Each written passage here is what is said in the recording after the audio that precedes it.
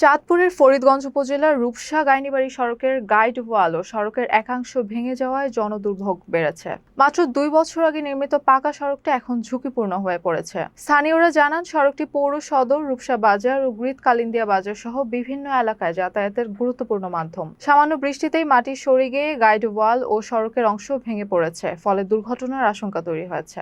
গাবদেরগাঁও সরকারি প্রাথমিক বিদ্যালয়ের প্রধান শিক্ষিকা লাভলি রায় ও আলফালা একাডেমির প্রধান শিক্ষক নাসিরুল্লাহ খান দ্রুত সংস্কারের দাবি জানান। তারা বলেন, প্রতিদিন অর্ধশতাধিক শিক্ষার্থী এ সড়ক ব্যবহার করে। ভারপ্রাপ্ত ইউপি চেয়ারম্যান জহিরুল ইসলাম জানান, তিনি ঘটনাস্থল পরিদর্শন করেছেন এবং দ্রুত সংস্কারের জন্য সংশ্লিষ্ট কর্তৃপক্ষের দৃষ্টি আকর্ষণ করেছেন।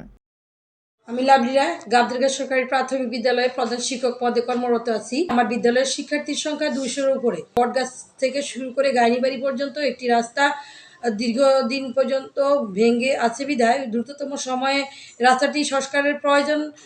তাই ঊর্ধ্বতন কর্তৃপক্ষের দৃষ্টি আকর্ষণ করছি যেন রাস্তাটি অতি দ্রুত সংস্কার করা হয়। বটতলা থেকে গাইনবাড়ি রাস্তার যেই সড়কটি আছে সেই সড়কটি ভেঙে চলাচল অযোগ্য অবস্থায় হয়ে গেছে, যেখানে আমাদের প্রায় এই প্রতিষ্ঠানের অর্ধশতাধিক শিক্ষার্থী সেখান দিয়ে যাতায়াত করে।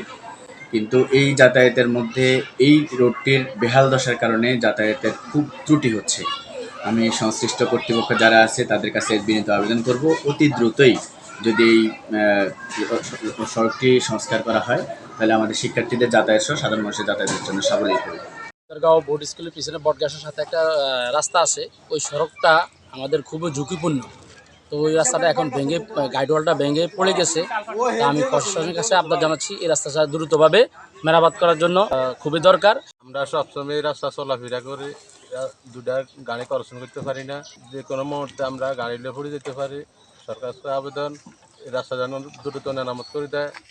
গাবদেরগাঁও থেকে যে বটতলা থেকে যে সড়কটা গিয়েছে ফরিদগঞ্জ টু রূপসা যে সড়কে লেগেছে এই রাস্তাটা বেশ কিছুদিন আগে এই রাস্তা পাকাকরণ হয়েছে, কিন্তু আমি সেখানে গিয়ে দেখলাম গাইডওয়ালটা ভেঙে রাস্তার কিছু অংশ অলরেডি ভেঙে গেছে। তো দ্রুততম সময়ের মধ্যে যদি রাস্তাটা সংস্কার না করা হয় তাহলে বড় ধরনের ক্ষতি হওয়ার সম্ভাবনা রয়েছে বা এই মূল রাস্তাটা ভেঙে যাওয়ার সম্ভাবনা রয়েছে।